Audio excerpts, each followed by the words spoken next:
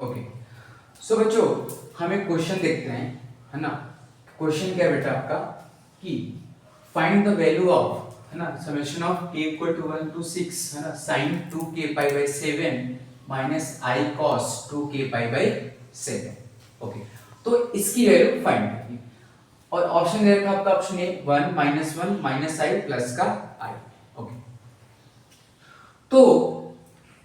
Listen, पहले मैं इसको एक बार लिख देता हूं बच्चों, है ना। यहाँ पे लेट्स से इसको आप, है ना, क्या बोलते हैं, k बोल लेते हैं। लेट्स से इसको मैं p बोल देता हूं। p इक्वल टू आपका लिखा हुआ है summation of k equal to 1 to 6 sin 2k pi divide by 7 minus i cos 2k pi by 7, ऐसा ही लिखा है। तो देखो बच्चों यहाँ पे एक्चुअली क्या हो रहा है कि एक्चुअली, है ना, ये पूछना क्या चाहता है, इन्होंने थोड़ा सा घुमाया क्या है कि पहले तो इन्होंने i के साथ sin नहीं दे रखा, i के साथ cos दे रखा है, ये तो अपन देख लेंगे। लेकिन अब देखो बच्चों, आप एक काम करोगे, इसका आंसर k की वैल्यू आप यहाँ पे 1 पुट करोगे, k की वैल्यू 2 पुट करोगे, 3 4 5 6 तक जाओगे, ऐड करोगे तो इसका आंसर आ जाएगा। लेकिन चूंकि यहाँ पे इसके एंगल इन डिनोमिनेटर में 7 है और यहाँ पे भी क्या है बच्चों 7, तो हमें ये पता चल गया कि ये actually z equal to 1 to the power 1 by 7, यानी कि ये 7th रूट्स ऑफ यूनिटी से रिलेटेड कुछ ना कुछ तो है अपने को। तो वैसा ये लग रहा है कि ये सम ऑफ रूट्स की कुछ बात कर रहा है, सम ऑफ रूट्स की कुछ बात कर रहा है। ओके,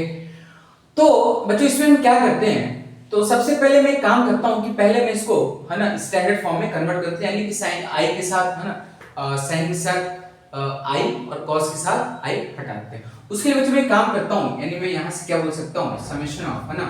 k इक्वल टू 1 6 और मैं i से मल्टीप्लाई और डिवाइड करता हूं इस पूरे एक्सप्रेशन में, तो बच्चों क्या हो जाएगा sin 2k pi divide by 7 minus of i cos कितना हो जाएगा बच्चों 2k पाई बाई 7, ऐसा हो जाएगा। i को मैंने क्या किया, मल्टीप्लाई डिवाइड किया इस एक्सप्रेशन में। अब देखना बच्चों, मैं i इंटू साइन 2k पाई, तो मैं इसको एक काम करता हूं कि प्लस मैं इसको लिख देता हूं i sin, है ना, i sin 2k पाई और डिवाइड में क्या लिखता हूं बच्चों 7 लिख देता हूं। अच्छा, उसके बाद इस i को आप i से मल्टीप्लाई करोगे, i स्क्वायर स्क्वायर -1 और एक यहाँ पे क्या है माइनस, तो मिलके बच्चों क्या हो जाएगा प्लस, यानी कि मैंने यहाँ पे क्या लिख दिया cos 2k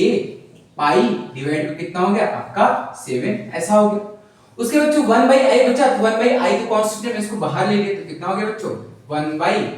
i ऐसे हो गया, और summation of k equal to 1 to कहां तक जाएगा बच्चों 6 तक। अब देखो बच्चों, अगर मैं इसको एक काम करता हूं कि अगर आप देखो ये सेवेंथ रूट्स ऑफ यूनिटी है, तो sum of seventh roots of unity भी क्या होगा बच्चों, इसके जो रूट्स होंगे, बेसिकली क्या है रूट से लिखा हुआ है, तो इसके रूट्स की वैल्यू क्या होगी 0। लेकिन समस्या क्या है बच्चों, यहाँ पे k की वैल्यू कहां से स्टार्ट हुई है 1 से स्टार्ट हुई है ना।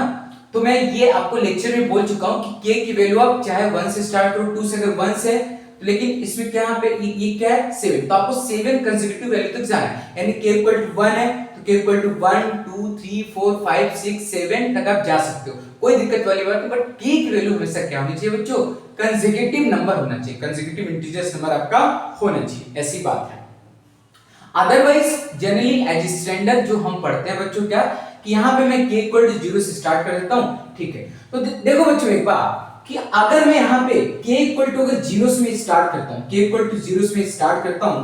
k इक्वल टू अगर 0 से मैंने स्टार्ट किया और यहाँ पे k इक्वल टू 6 तक मैं गया, और यहाँ पे मैं क्या बोलता हूँ कि cos 2k pi by 7 plus i sin 2k पाई और बाई कितना हो गया 7। देखो बच्चों, जब हमने, है ना,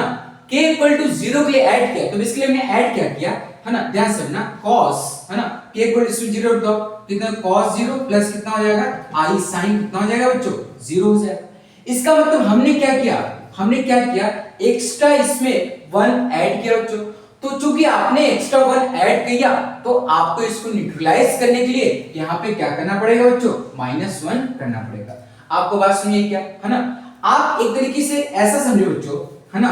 कि आपने यहाँ पे k इक्वल टू 0 से स्टार्ट किया, तो k इक्वल टू 0 से 0 की वैल्यू आपने समेशन में सिग्मा में ऐड कर दी। जब ऐड कर दिया बच्चों तो फायदा क्या होगा कि ये k इक्वल टू 0 से लेकर 6 तक चला गया और ये क्या लिखा हुआ है जनरल क्या बोलते हैं सेवंथ रूट्स ऑफ यूनिटी जो हम रूट्स निकालते हैं ये लिखा हुआ है कॉम्प्लेक्स फॉर्म में ठीक है बच्चों। अच्छा तो अब देखो बच्चों यहां से अच्छा ये बात तो बच्चों पूरा आपका ऐसे और ये पूरा माइनस मैंने ब्रैकेट में कर दिया। अभी ये क्वांटिटी इसके इक्वल है ये क्वांटिटी इसके इक्वल है ये क्वांटिटी इसके इक्वल है ओके तो p की वैल्यू ये आ गई। अच्छा बच्चों उसके बाद अब देखो बच्चों ये जो पूरी क्वांटिटी है बच्चों यहां से लेके यहां तक ये जो पूरी क्वांटिटी है बच्चों क्या इसकी वैल्यू 0 हो जाएगी क्या? आप बोलो कैसे सर क्यों? क्योंकि बेटा देखो k इक्वल टू 0 से 6 तक जा रहा है यहां पर क्या है 7 है तो हमने आपको जब पढ़ाया था कि जो k की वैल्यू डिनोमिनेटर में जो वैल्यू कितनी 7 तो उससे कम जाएगा यानी k इक्वल टू 0 से स्टार्ट किया तो उससे कम लेना है k इक्वल टू 0 यानी कि 0 1 2 3 4 5 6 गया। तो आप बोलोगे सर ये तो क्या बोलते हैं कि ये तो समेशन हो गया क्या हो गया समेशन। आप बोलोगे सर इसकी वैल्यू 0 इसकी वैल्यू क्या हो जाएगी 0 0 माइनस क्या हो जाएगा बच्चों 1 तो बचे फाइनली कितना बचा आपके पास -1 डिवाइड बाय i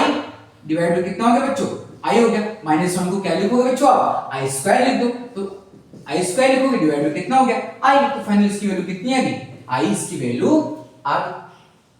बात समझ गए बच्चों ओके। देखो बच्चों आप एक काम करो है ना मैंने तो यहाँ पे देखो आप यहाँ पे एक बात ध्यान रखना आप k की वैल्यू अगर j मेंस वाले कैसे फंसाते हैं k की वैल्यू अगर यहाँ 100 से भी स्टार्ट होता है ना ध्यान समझना आप है ना मैं क्या बोल रहा हूँ कि अगर एक बात आप ध्यान समझना बच्चों एक बात आप ध्यान समझना क्या यानी कि जो अपने ये आंसर तो कितना आ गया बच्चों आपका प्लस का i आ गया यानी कौन सा ऑप्शन से होगा बच्चों डी ऑप्शन से होगा। अगर कल को बच्चों एग्जाम में अगर जेईई मेन एग्जाम में सपोज दैट बच्चों है ना सपोज दैट कि यही वैल्यू आपके पास अगर कुछ क्वेश्चन ऐसा आया रहता ध्यान से देखना बच्चों एक बार क्या है ना कि यहाँ पे k की वैल्यू सपोज दैट कि समेशन ऑफ है ना k इक्वल टू 100 से लेके बच्चों 100 से लेके लेट से कि मैं 106 तक है तो बच्चों इसकी वैल्यू क्या आएगी बच्चों 0 आएगी।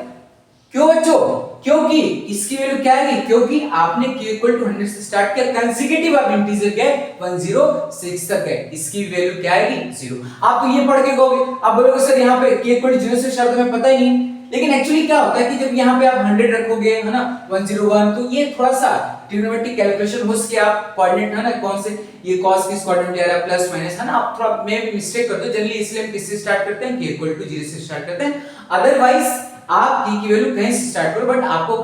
कंसेक्यूटिव इंटीजर आप ले सकते हो उससे भी आंसर क्या आएगा सेम आएगा। फॉर एग्जांपल इस वाले क्वेश्चन में इसको एक मेथड से हम और सॉल्व कर सकते हैं जैसे फॉर एग्जांपल है ना मैं क्या बोलता हूं कि आप बच्चों इसको ना समेशन ऑफ है ना k इक्वल टू 1 से लेके 6 तक और क्या बच्चों साइन ऑफ है ना 2k पाई डिवाइड बाय कितना 7 है ना और जैसे आपका ये जो फाइनल आ गया था मैं इसको 7 तक क्या लेता हूं मैं इसको 7 तक बोल देता हूं तो 7 के लिए ध्यान से ना बच्चों है ना तो एक्चुअली यहां से आप देखना p इक्वल टू कितना था 1 by